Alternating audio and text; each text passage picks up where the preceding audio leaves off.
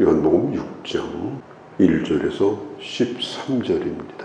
예수님께서 좀 쉬시려고 갈릴리 호수 건너편으로 가셨습니다. 그런데 거기까지 큰 무리들이 예수님을 따랐습니다. 왜 그랬는가? 기적을 보았기 때문에 그렇습니다.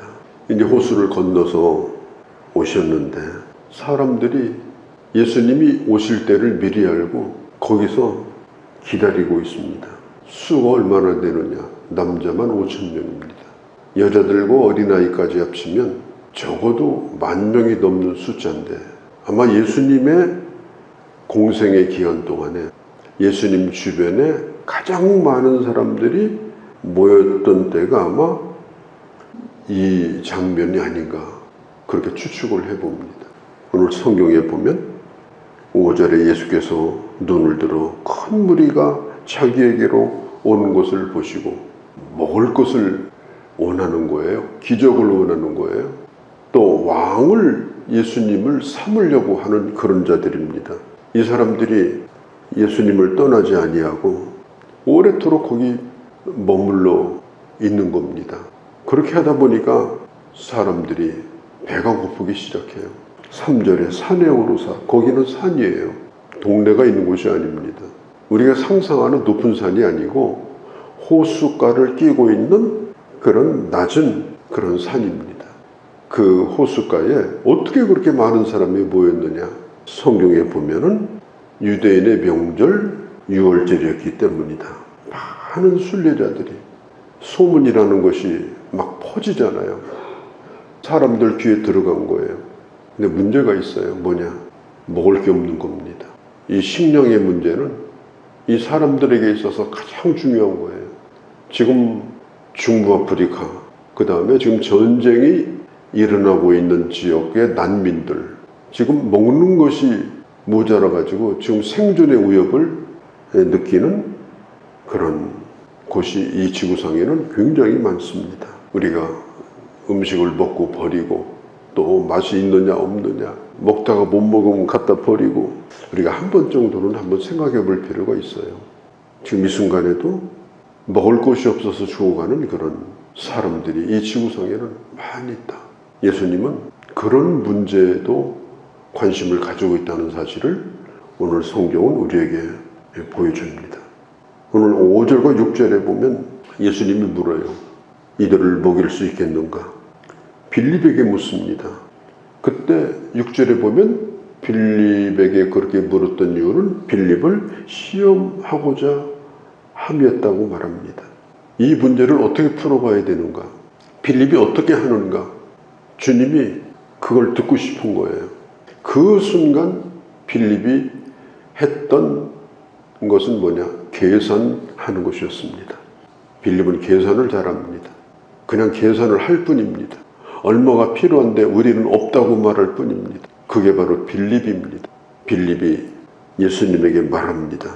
각 사람에게 조금씩만 떼어줘도 200데나리온이 넘습니다. 1데나리온이 장정 하루품인데 지금 우리나라 사정으로 말한다면 일당 10만 원으로 쓴다면 2천만 원이 넘는 그런 금액입니다.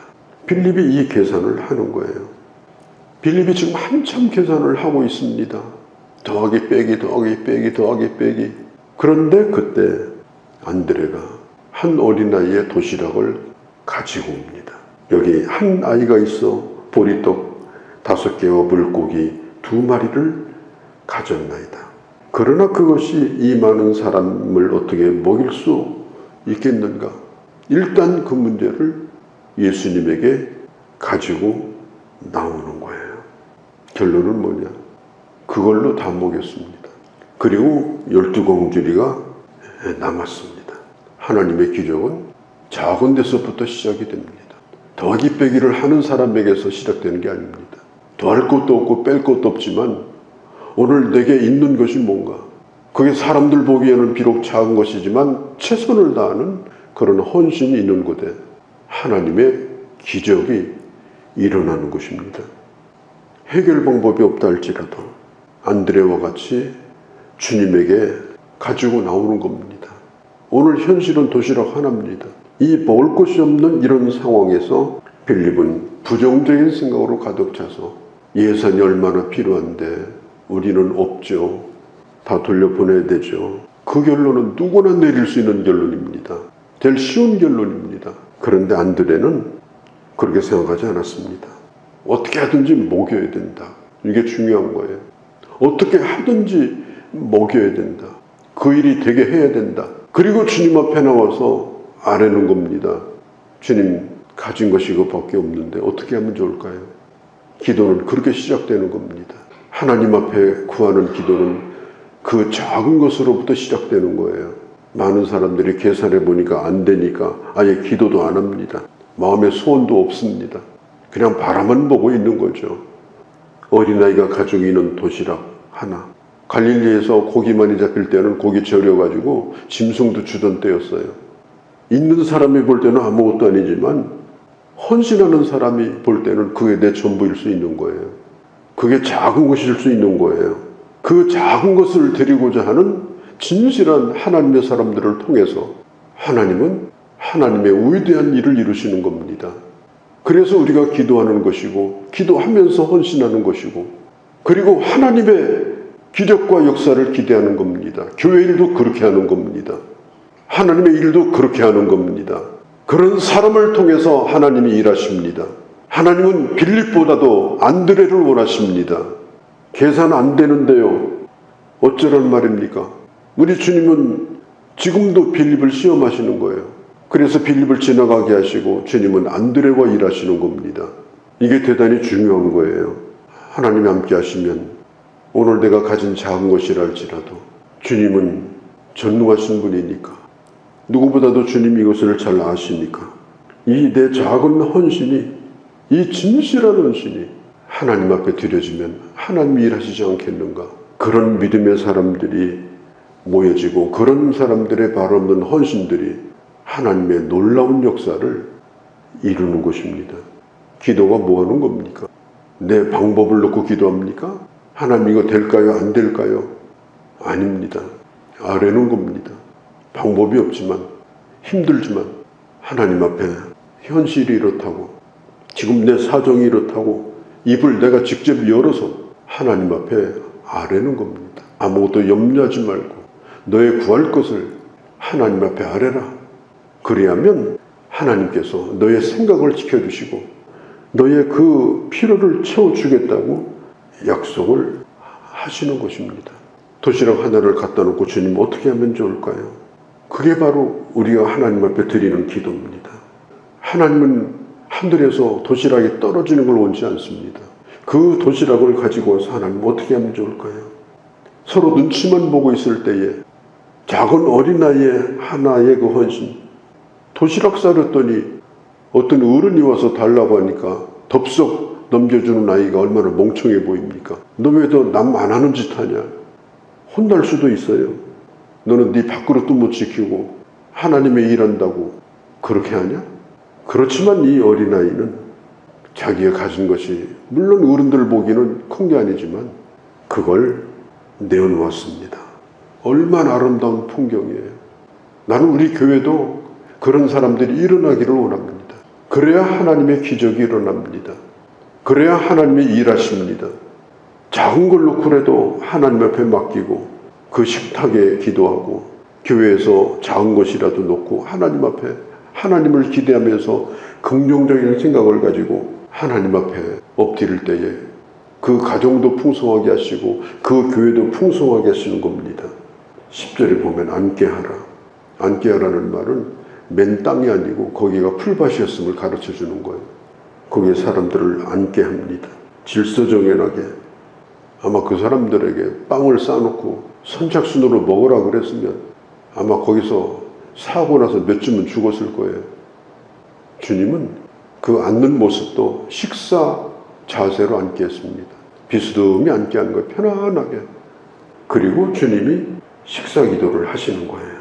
식탁에서 가장이 드리는 기도와 똑같은 기도였습니다. 오병이어의 역사로 아닙니다. 예수님의 기도는 소박한 기도입니다. 감사의 기도입니다. 11절에 원대로 이 원대로라는 말은 그들이 원하는 만큼, 충분히 먹을 만큼.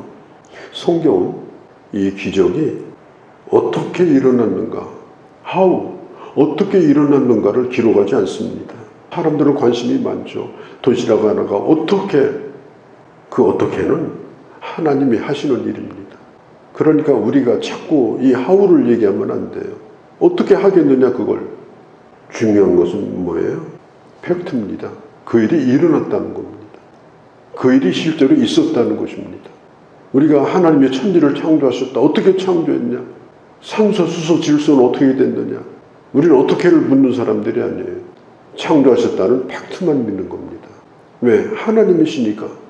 그 하나님이 도시락 하나로 5,000명을 먹였다. 충분히 믿고도 남는 일입니다. 의심할 여지가 없는 것입니다. 오히려 성경은 풍성한 식탁이었던 것을 가르쳐 줍니다.